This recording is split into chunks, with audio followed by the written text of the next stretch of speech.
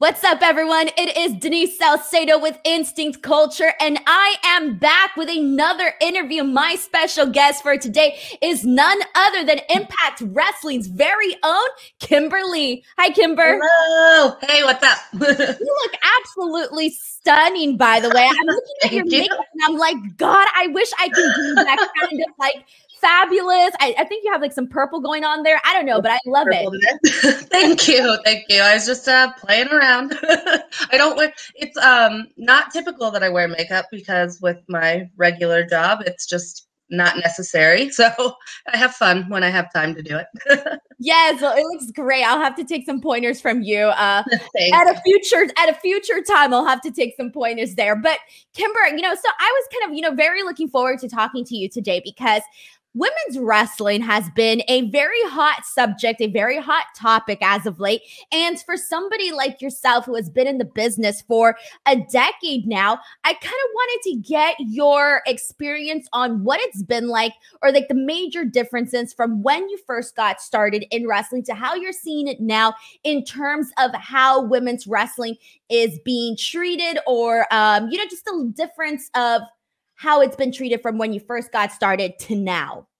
Yeah, absolutely. In the last 12 years since I started in 2009, even in that span of time, which in the long run isn't that long, so much has changed for women. I remember when I started, it was still very much focused on your appearance and how you looked being the main component, not so much how talented you were, how hard you worked. That kind of got pushed to the wayside. And I remember even when I first started, some people saying, you might want to consider getting a boob job, or you might want to lay off the tattoos. People don't like that. And now it's just changed to where all types are more accepted. It's not perfect by any means. There is still a lot of work to do, but just seeing how much more women are accepted, and we're not like a sideshow attraction anymore. That's I feel like women are main eventing more often, and stealing the show from the boys, and it's awesome that people are starting to give us the opportunity. But I, of course, want to continue to push forward because there still is situations where it is look based, and I mean, not to say it isn't for the men too in some ways, but I think there's a lot of different looks that can be accepted, and we're getting closer to it being a better melting pot. I think melting pot is probably the best way to go ahead and explain that. So I guess for you, Kimber, what were some of the biggest challenges that you sort of faced in your career to sort of, get to event, just to keep getting from point A to point B to point C and just kind of keep growing from there? Some of the toughest stuff that you face just as a woman is getting people to take you seriously. A lot when you start, it's you don't really want to do this, but you just have to keep pushing through. And I feel like a lot of us work even harder just to be taken seriously. And no, I want to learn how to wrestle. I want to fight. And I've always been, I want to fight just as hard as the boys do. And I never have, clearly with my stance on intergender wrestling, I want to be taken as seriously as a male opponent, and I don't think a couple of chromosomes should determine that.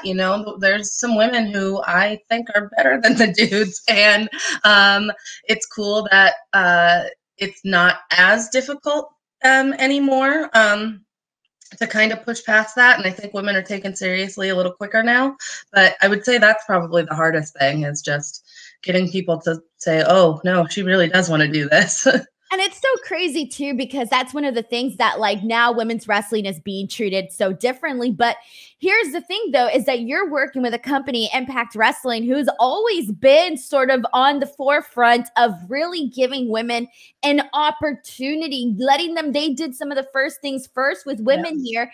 And, we can go on and talk about your Gail Kims, your Awesome Kongs, and so many other incredible women of, you look back at the history of Impact Wrestling. So for you, to sort of get with Impact Wrestling, knowing their history of, how they let women have opportunities, what did it mean to you to sign with the company and just kind of, and I know this was recent too, last year, especially first, what did it mean to you to sign with this company, but also during the fact that it was during a pandemic? Yeah. It was, I think one of the deciding factors for me when Impact gave me the offer was just how well the women are treated here. And we all look different. We all are completely unique. Everybody just kind of, it's like a sisterhood as opposed to somebody trying to keep a spot from you or anything like that. Like, we all love each other. We want everybody to succeed because we know the women's roster as a whole succeeds if we all succeed. And that was really one of the biggest things for me in deciding to sign with Impact. And it was an opportunity that I couldn't pass up when it was given to me. And like you said, it did happen in a pandemic. And I couldn't thank Impact enough for me being fortunate enough to keep wrestling through a pandemic. There's a lot of my friends who weren't as lucky, and they're just starting to kind of come back now. And, Impact has just really changed my life, but for positive reasons, and given me a family that I never knew I had. And like, it's great all around. My next goal is to wrestle in front of the Impact fans. So hopefully that gets to happen at some point this year. So that would be probably the one thing that's really crazy different because I got signed in a pandemic, is I have not wrestled in front of fans for Impact yet. You're like, please let it happen. Oh, now, Yes. and it kind of feels like we're getting there, So hopefully the date gets here faster where we get to this big sense of normality. But, speaking of, signing with Impact and it changing your life and all of that, how has it been different from what you probably imagined it would be? And then, just kind of seeing what has happened since then. What are some of the things that you're like very happy that you've gotten to do, etc.? I mean, one thing, obviously, no fans is one of the things that you wouldn't expect. But I think going hand in hand with that, just getting used to wrestling in an empty studio, because so much a part of what we do is connecting with our fans, and it's a little different when they're all behind the camera and you can't do it live. So that was strange to adapt to, and not what I ever expected being with Impact would be like. But we all adapt. And it's just been a crazy ride, like, really, honestly, from the beginning. And I can't wait to see what comes next and where it could go from there.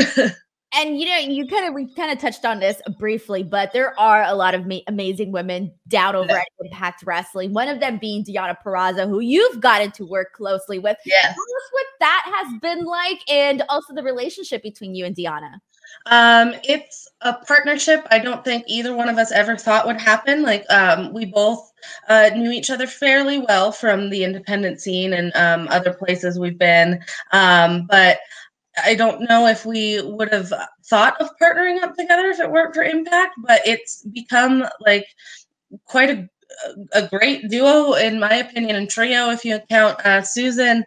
And Deonna and I have become very close from it, and it's a friendship also that I've gained. And I mean, we were acquaintances before, but like, now we've really gotten to know each other, and we work really well with each other. I feed off of her energy, she feeds off of mine. Her successes are my successes, and vice versa. And it's just been a really cool thing to have given to us and to watch develop. I love that. And it's something that, again, you didn't expect to happen. And now, like, not only are you guys flourishing or have been flourishing, on the on-camera portion of it, but also behind the camera, like something else is coming off of that. Kimber, we do have a couple minutes left in this interview. So I can jump into our lightning rounds game. So I'm going to ask you questions. Try to answer them as fast as you can. And it's just kind of a fun way to get to know you a little bit better. So are you guys ready for the lightning round with Kimber Lee? Here we go. I tend to be terrible at these. Let's go. Oh, you'll be great. What is the very best donut flavor? Oh, Fruity Pebbles. Have you had Fruity Pebbles donut? Yes, good. There's a donut shop by my house called Valkyrie Donuts, and they're all vegan, and they have like s'mores, Oreo, fruity, like anything you could ever think of.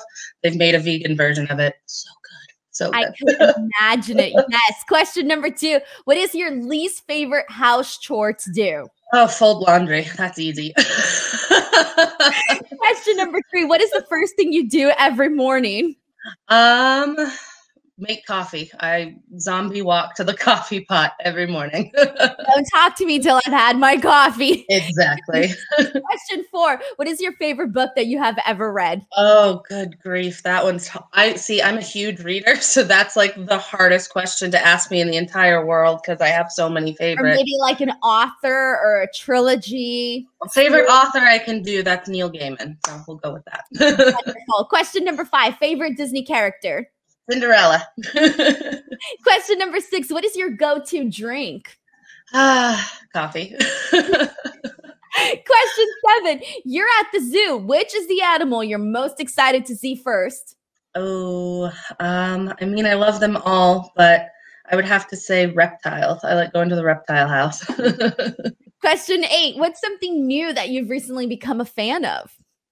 Oh, randomly bare knuckle boxing. I've been watching it a bunch with my husband, and so like, now you're a fan. Yeah, and I actually, one of my cousins is training a couple of the fighters too, so I've been watching him also.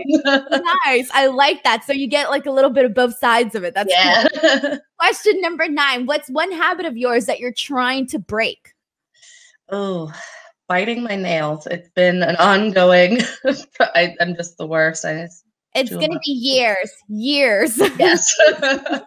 And last question number 10. What is your favorite room in your house?